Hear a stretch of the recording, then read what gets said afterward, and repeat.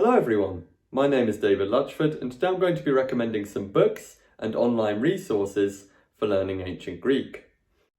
I'm going to preface my recommendations by saying that if you don't already know, I do have my own ancient Greek course on my YouTube channel.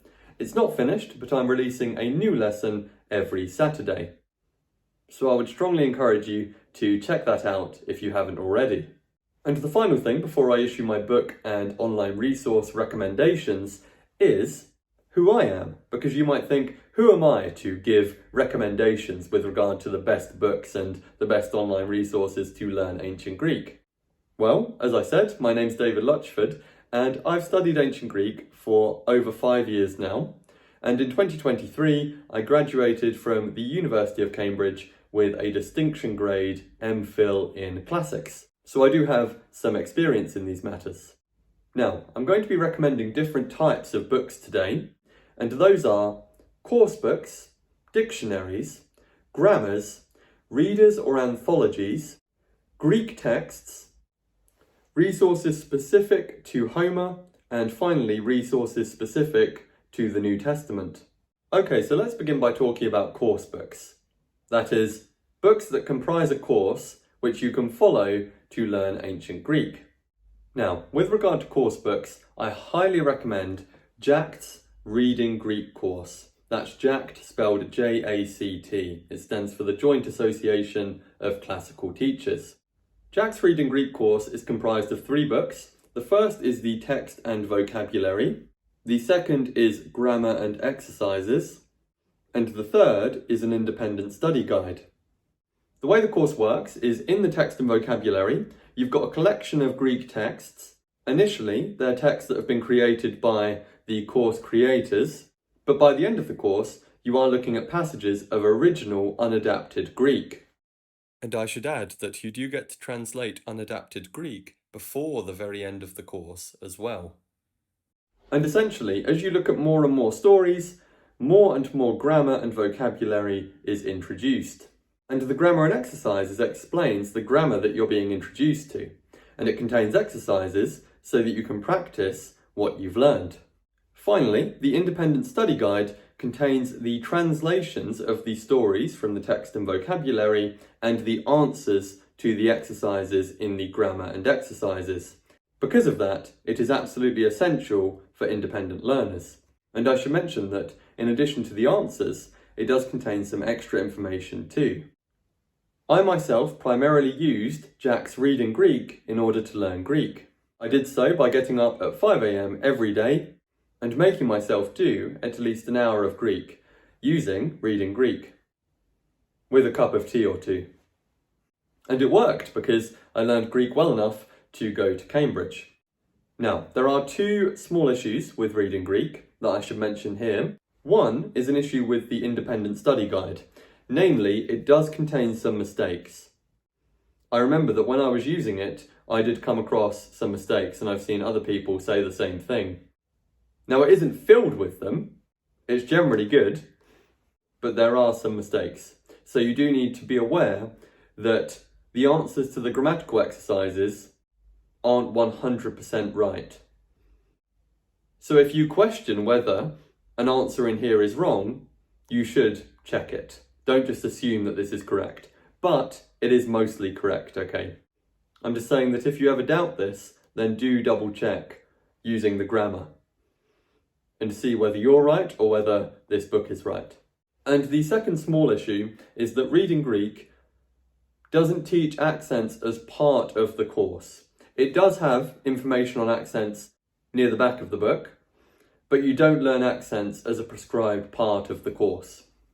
When I say accents here, I'm talking about the rules of accentuation.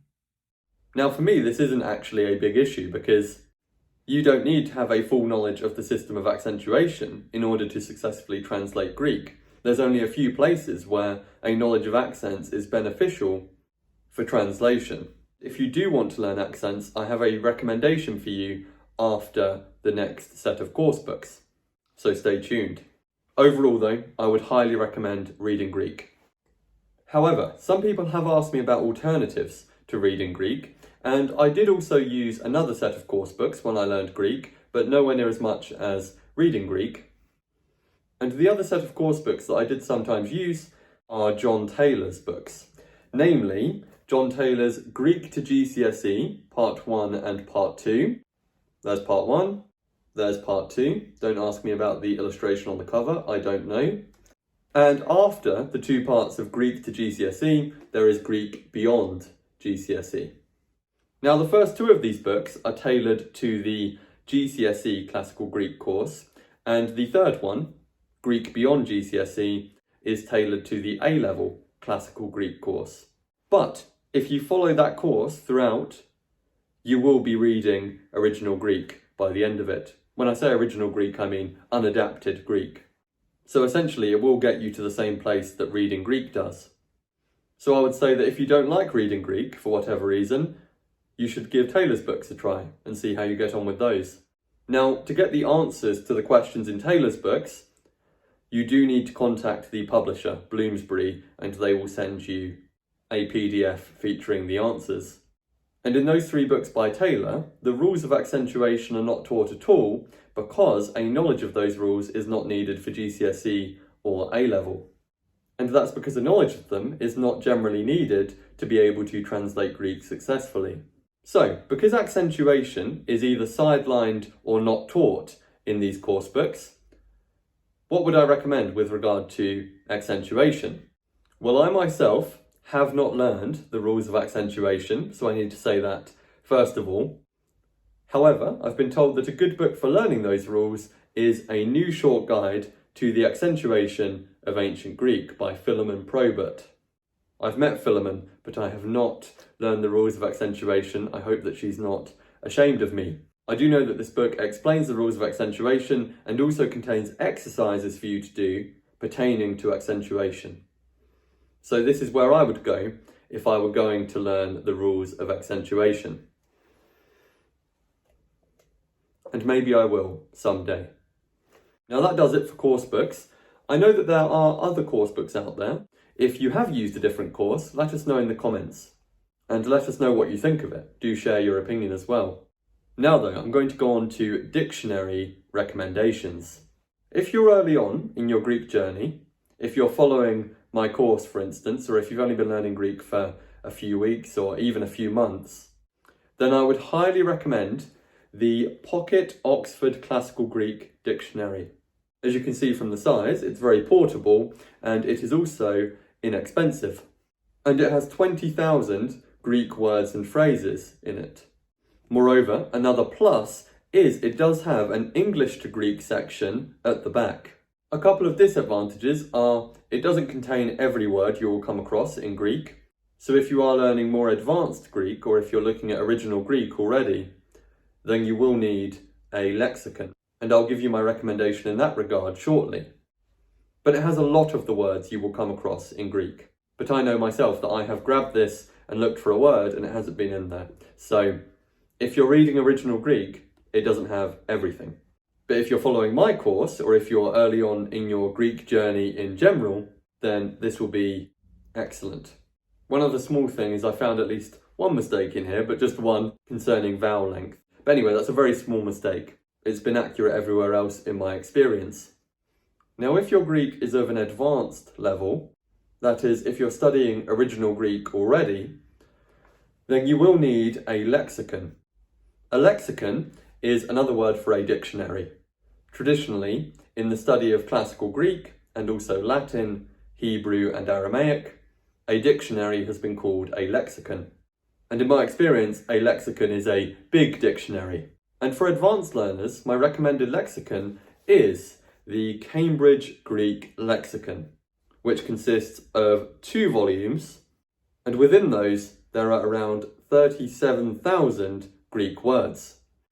Now I have found every Greek word that I've ever wanted to find in here, but from what I've read, it doesn't contain literally everything. But it contains an awful lot, everything I've wanted to find, at least.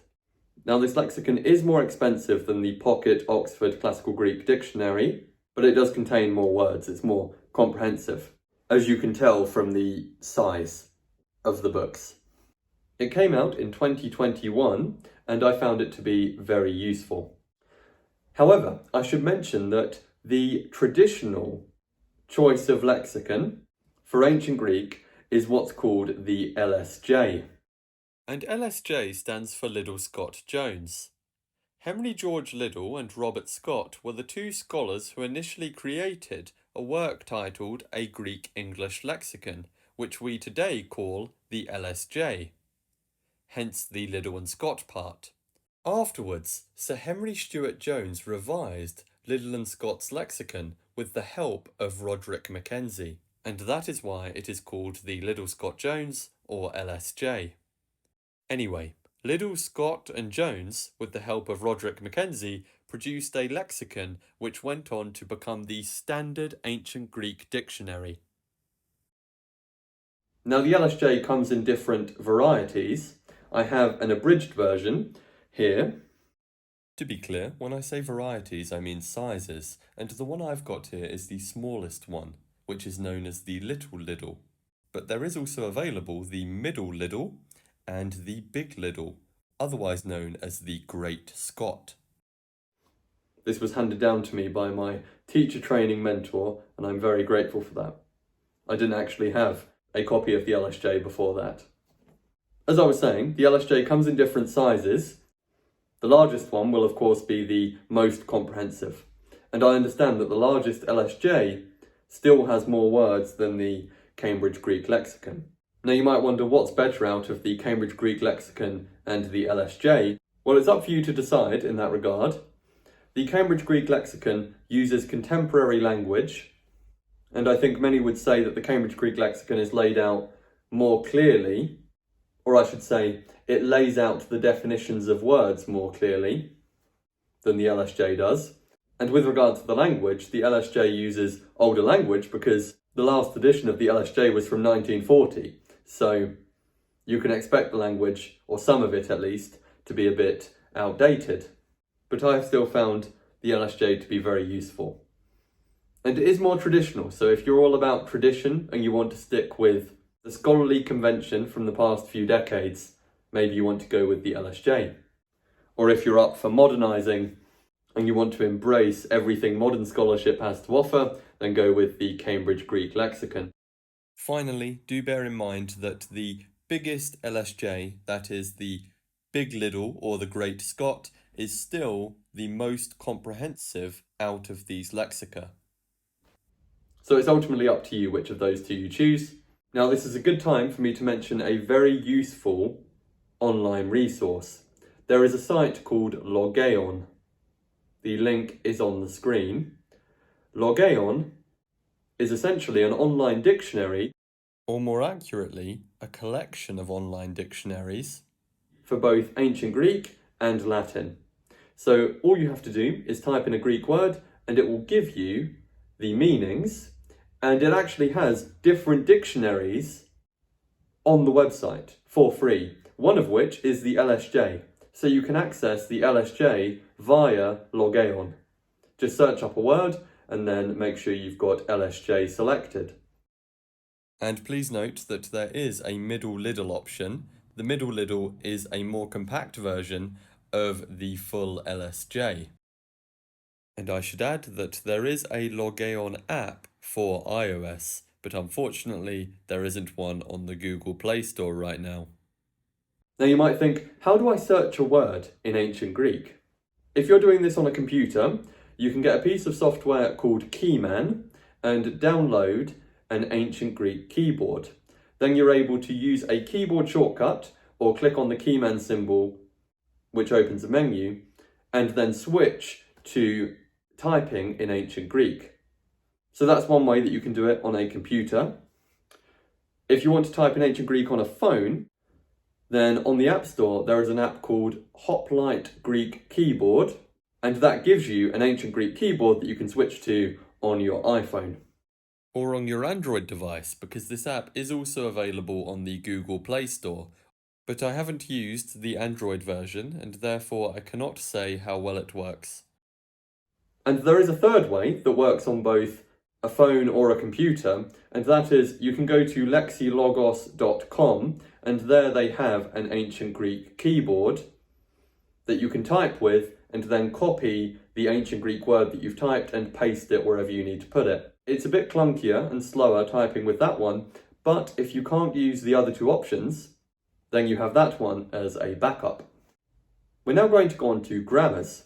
A grammar lays out the grammar of a language, but it does so in quite a plain and formal way. Okay, so most people do not want to just learn a language using a grammar and a dictionary. That's why it's a good idea to use a course like the one on my channel, or Jack's Reading Greek, or both. But you should have a grammar for reference if you need to look something up, such as a particular rule, or a declension, or the principal parts of an irregular verb, then you should have a grammar. And for those early on in their Greek journey, I would recommend the Oxford Grammar of Classical Greek. And I did use this when I was learning Greek to learn the principal parts of irregular verbs, but it has lots of other information too for your reference. Now, if your Greek is advanced, you may wish to get instead the Cambridge Grammar of Classical Greek, which, as you can see, is a lot more substantial. It's a lot more comprehensive, but because of that, it is also, I find, harder to find what you're looking for in here. But it contains a lot more information. However, like we saw, there was a traditional counterpart to the Cambridge Greek Lexicon. There is a traditional counterpart to the Cambridge Grammar of Classical Greek. The traditional Greek grammar is that of Herbert Weir Smythe. And I must say that in recent months, his grammar is the one that I found myself using the most, even though it is an older one. Now, I should get a physical copy, but the reason I don't have one yet is because you can access it for free online. You can access it for free online on a site called Perseus. You can find it just by Googling Perseus Smythe. The full name of his work is A Greek Grammar for Colleges, and it is fantastic. It is still, I would say, the standard reference grammar for ancient Greek. In discussions of Greek, I still see people citing Smythe before anything else. And there is good reason for that. Smythe was a man of unbelievable wisdom. Because in the past few months, I've had some questions about Greek grammar that pertain to relatively obscure features of grammar. And when I try and find the answer to them, I typically find the answer in Smythe's grammar. If you're uncertain about an advanced grammatical topic, the place to go is Herbert Weir Smythe's Greek grammar, in my experience. So I am fond of the traditional option when it comes to grammars. But perhaps in the future I shall find the modern grammars even more useful. And I should mention that there is another traditional option with regard to grammars, and that is a primer of Greek grammar by Abbott and Mansfield. Now, this is a primer, so it's less comprehensive than Smythe's grammar. But I have consulted this when I've had grammatical issues as well. And it has taught me new things about Greek grammar. Now let's go on to readers and anthologies. When I say reader or anthology, I'm talking about a book that compiles different Greek texts and gives you support with reading them. To clarify, by definition, an anthology is just a collection of texts, but here I'm specifically talking about those anthologies which provide you with linguistic support. We shall look at books that are mainly concerned with individual Greek texts after this, but with regard to readers and anthologies, I have two recommendations. One is Jack's A Greek Anthology, made by the same people as Reading Greek, and it contains 20 passages from different Greek texts, and the Greek is original, that is, unadapted. And it gives you support with translating them. It gives you vocabulary, and it gives you some grammatical information. It's a good idea to go on to this once you have finished reading Greek. A second reader that I would recommend is A Little Greek Reader by James Morwood and Stephen Anderson. This contains shorter passages of Greek, lots of different short passages of Greek, and it helps you to translate those passages by providing support both with the vocabulary and the grammar. And the passages are organised according to the topic that they might be used to educate pupils about. And these are passages of original, unadapted Greek. Speaking of unadapted Greek, we're now going to go on to talking about Greek texts, because there are different options when it comes to buying a Greek text. And I have some recommendations for those that are just starting to read unadapted Greek, because there are editions of the Greek texts that give you some support with the language. But first, let me say that in the study of Greek texts, the standard edition of a Greek text will be the Oxford Classical Texts edition. So for example, here I have Plato's Republic, but I have the Oxford Classical Texts version. Now, these do not provide you with any support with regard to the language. In fact, the title and the introduction are written in Latin, and the notes that you get on the text are critical notes, that is, notes about the manuscripts that were used to put the text together. You're not going to get any linguistic help here. But I just wanted to make you aware that the standard edition of a Greek text will be the Oxford Classical Texts version. And I should say that you can find most original Greek texts on Perseus. And you can find them by just Googling Perseus, the author, the name of the text, and then Greek text. So if you Google Perseus, Plato Republic, Greek text, you will find it on Perseus. Now, the Greek text might be an older version than is standardly used today, but if it is different, it will probably be very similar to the one that's used today. And on Perseus, when you're reading an original Greek text, you can click on any Greek word and it will take you to a separate page where it gives you the meaning of that word. And it does also try to identify the correct form of the word based on probability. However, it's not always right, and sometimes the meaning that it gives first is a weird one, but you can get to the LSJ through Perseus as well. So you can essentially read a Greek text on Perseus by clicking on familiar words and then going to the LSJ entry. Or the middle little entry. But it does sometimes misidentify the grammatical form of a word, or sometimes the word itself. It might recognise it wrongly as a different word to the one that it actually is. But either way, Perseus is useful if you want to access a Greek text either on your computer or on your phone. But anyway, I'm pleased to say that it's not the case that our only options are to read original Greek texts by reading the Oxford Classical Text Edition or the Perseus version with a dictionary and a grammar at our side, because there are other versions of these texts in print that help you a lot more with the language. And the most helpful versions of these Greek texts are created by Geoffrey Stedman. Geoffrey Stedman makes editions of these Greek texts where he provides you with lots of help concerning the vocab and the grammar. So his editions are very helpful when it comes to reading original Greek. The only thing I would say is they do contain some mistakes. So for instance, his copy of Plato's Phaedo here gives you a vocab list at the start to learn if you want to read the Phaedo, and it gives you the principal parts of verbs. And I noticed that for one of the verbs, it gives you the wrong set of principal parts following the first one. So if you learned those without realising, you would be learning false information and you would misrecognize the verb when you saw it. But the information in his books is generally correct. There's just some mistakes. But his books are on the whole very useful. They make reading original Greek a lot easier. Now, a second option when it comes to helpful editions of Greek texts are those published by the Bristol Classical Press. We can call these BCP texts. Now, some of the BCP texts give you notes about vocabulary and grammar and also the content of the text. Others give you a bit less. Others, so for example, this one has an introduction and a commentary. And the commentary won't give you as much linguistic help as vocabulary and grammar notes do. So do check for the particular text that you're after whether the BCP edition gives you vocab and grammar notes or just a commentary.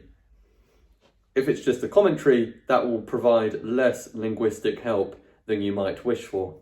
But if you're really far on in Greek and you're really confident in your knowledge of Greek grammar and vocab, then maybe all you want is a commentary. Speaking of commentaries, there is a useful set of Greek texts with commentaries called the Cambridge Greek and Latin Classics series. They're often called the green and yellow texts for obvious reasons, and these give you the Greek text and a commentary after it. So you flick back and forth between the text and the commentary, and in my experience, the commentaries in the green and yellow texts are for very advanced learners because they don't typically provide you with loads of linguistic support, but they do provide plenty of information about the content and the context. However, one of the series of commentaries on Greek texts that I found to be more useful linguistically is that put out by Bryn Mawr. And they do provide you with more linguistic help than commentaries typically do, in my experience. Now, there is another notable series of Greek texts called the Lerb Classical Library series. One of these is called a lerb, and they have this very distinctive appearance. The Greek ones are green, they look like this.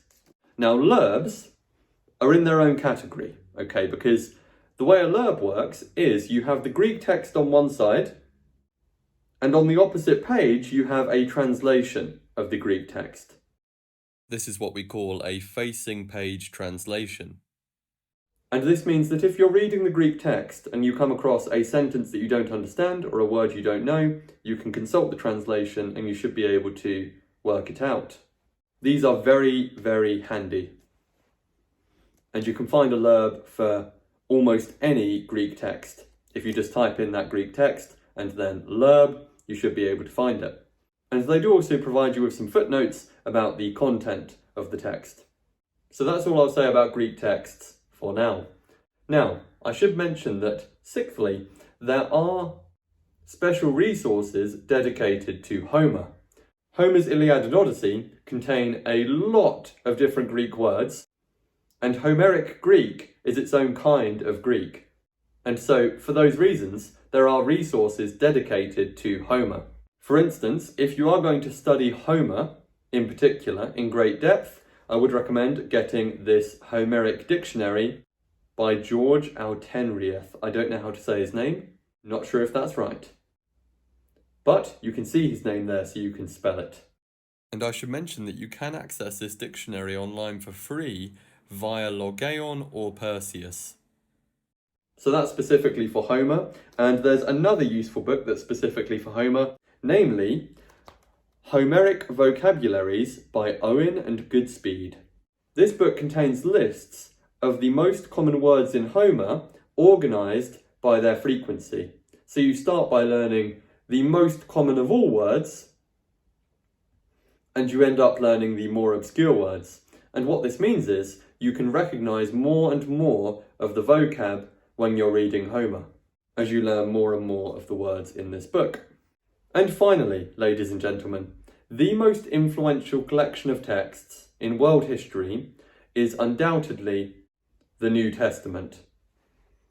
No other collection of texts has had a bigger impact on world history, and the books of the New Testament are written in Koine Greek, which is later than Classical, but you'll be able to read it if you know Classical Greek, because Koine Greek is a simplified version of Classical Greek.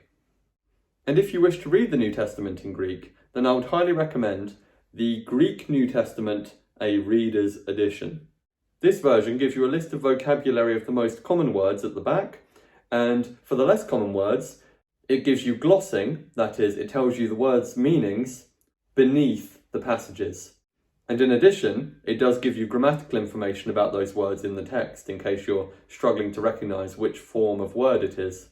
To clarify, that grammatical information is about the words that are glossed, that is, the less common words. So this really helps you to read the New Testament in Greek, and I would highly recommend it. You can also find the Greek text of the New Testament online, and there are websites that actually tell you the meaning of each word in any given line. You can check out the link on the screen as an example. Moreover, I should mention that there are specialised dictionaries for New Testament Greek. However, I haven't used any of them, so I can't comment on them, but I will make you aware that they exist. But you don't necessarily need one, because all of the dictionaries that I mentioned earlier, namely the Pocket Oxford Dictionary of Classical Greek and the Cambridge Greek Lexicon and the LSJ, all three of those include Koine Greek. You can use any of those three to look up the meaning of a word that you find in the New Testament. But you will also get other information about that word from the classical period too, unless it's a word that only appears in the New Testament. Finally, there is a useful site for New Testament Greek vocabulary that I have used before, and that is billmounts.com. You can find individual Greek words from the New Testament on his site, and he gives you their meanings and also where they appear in the New Testament, which is helpful because it enables you to see them actually being used in context. And there are other resources for New Testament Greek on his site too. Now, this video has been longer than I anticipated, but I hope it's been helpful. For now though, I wish you all the best with Greek and in life in general, and I thank you for watching.